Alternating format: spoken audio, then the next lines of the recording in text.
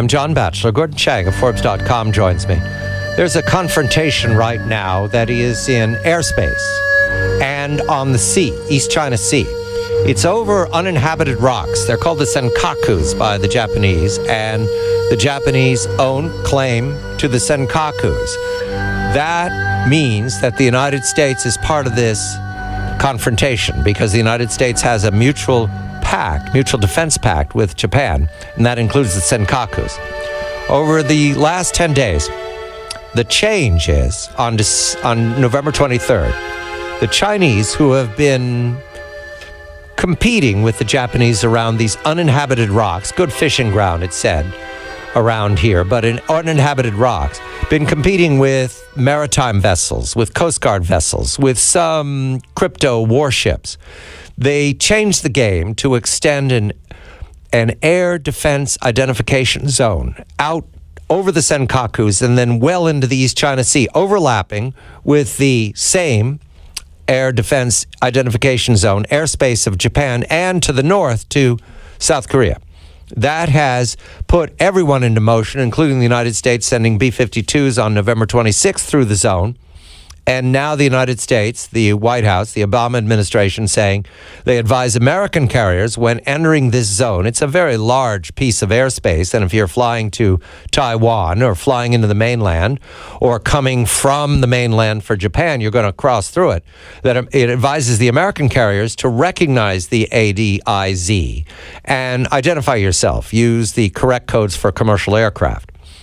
The Japanese and the Chinese and the Americans and now the Koreans have all put warplanes into this zone. No firing yet, but it's a matter of time before the escalation continues. Gordon, a very good evening to you. I won't ask you why the Chinese have done this. I'll ask you to connect this to the pattern of Xi Jinping, the new boss, in office for less than a year.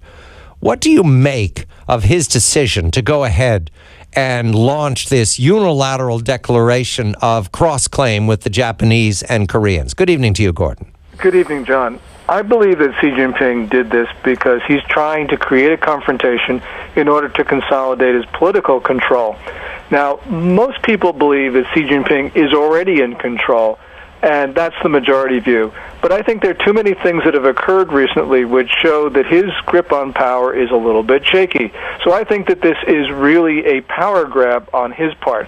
And we got to remember that the People's Liberation Army is the most powerful faction inside the Communist Party these days.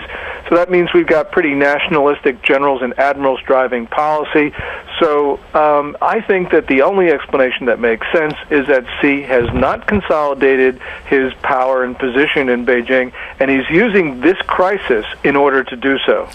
To recover, in September of 2012, the PLA Navy extended its legal right to patrol around the Senkakus as if it was Chinese territory, saying it will enter into conversation with Japan when Japan recognizes that this territory, uninhabited islands, I emphasize, are in dispute. That was 14 months ago. Now, since then, the PLA Navy has enjoyed the visit of Xi Jinping. He visited the new carrier that's being sortied, deployed through the East China Sea into the South China Sea. He also visited the submarine and destroyer bases in September. We can expect that the Air Force will now be embraced by Xi Jinping. Gordon, is Xi Jinping military-centric, or is he doing this because the military has the power? Can you read this? Yeah, I think he does it because the military does have the power. And actually, some people joke that the military has become Xi Jinping's faction. You know, people say, well, Xi Jinping heads the princeling faction in the party. Well, the problem is that the princelings, that term really just covers basically the sons and daughters of former leaders and high officials. Now, princelings have views which span the political spectrum. They do not form a cohesive group, which means that Xi Jinping is a factionless leader, which sort of makes it difficult for him to consolidate control. And that's the reason why he is leader, because he appealed to all factions because he didn't have a faction.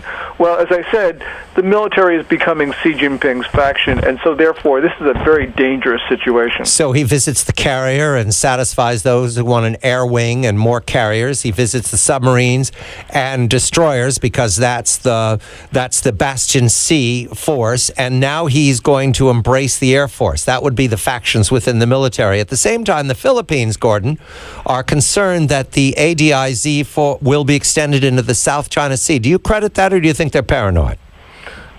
No, they're not paranoid, John, because Beijing had, when it announced this new zone on November 23rd, also said that in the future it may create further zones.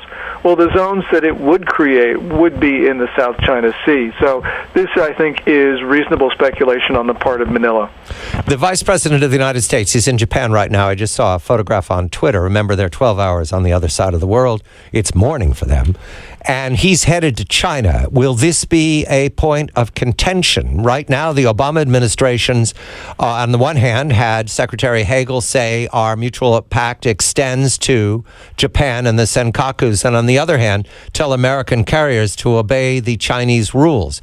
Do you expect the Vice President to confront Xi Jinping with this aggression? I can answer that in 2 words. You bet.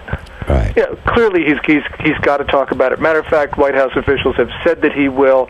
There was a briefing last Wednesday in which the White House sort of previewed what Biden would say in Beijing. That was before, however, a lot of developments. So the message Biden is bringing may very well be different. But I think that the problem here is that Biden is still talking language of cooperation when he should be saying things that are much sterner, because the Chinese have basically embarked on a very provocative and belligerent act. And you don't say, we're trying to work with you. I think what he needs to say is the United States is the ultimate guarantor of security in East Asia, and if you don't stop this, we're going to bop you on the head. Gordon, the polls tell me that 90% of the population in Japan has a negative opinion of China, and 90% of the population in China has a negative opinion of Japan. So this looks like a confrontation that favors both heads of state, Mr. Abe, the Prime Minister in Tokyo, and Xi Jinping in Beijing. Do you account that this is good domestic politics for both? I think that it is. It's certainly good domestic politics for Xi Jinping, but he's got to be able to enforce it. Because, as you pointed out, the United States, South Korea, Japan, and Taiwan have flown their military aircraft through China's zone and not complied with China's rules. And that makes Xi Jinping look like a paper tiger. Right. So, this is not going to be good for the Communist Party in general, or Xi Jinping in particular, unless they can actually get other countries to abide by what China says. And that just ain't happening. I want to tell a history story, Gordon, because I've learned it, and I wanted to see if it applies here. Deng Xiaoping, when he came to the White House in January of 1979, told Jimmy Carter and Brzezinski, his national security advisor, that, yes, your satellite images are correct. We're going to move against the Vietnamese and punish them. We're going to teach them a lesson. So within weeks, the Chinese PLA moved 200,000 men into Vietnam, and they got their tails handed to them. 26,000 killed is the estimate, and many more casualties. That was a blow to Deng Xiaoping. He overreached himself by bullying his neighbor, a very small neighbor. Is that possible again, Gordon? Are we looking at the possibility that Japan's going to hand the tail back to Beijing? That's a very real possibility, because what you have is a situation that should have been de-escalated by now, but it can't be because of the internal political turmoil in China. And so this is going to drive Xi Jinping to do things which may not be exactly rational. And so anything can happen here, including conflict between China and Japan. And in that type of conflict, which is going to occur much closer to Japan's military bases than China's, Japan very well may prevail. But this may be more than just China and Japan, which I think it will be. We have an obligation to defend Japan, and this could become region-wide. It could become even global. There is no stopping these types of crises once they get started, especially if you have a real problem in Asia. The Iranians may say, I'm going to take advantage of this. And so this crisis could spread from region to region. Gordon Chang of Forbes.com. We're looking at a situation that can easily go out of control. And I remind you, chauvinists in Beijing, remember Vietnam. I'm John Batchelor.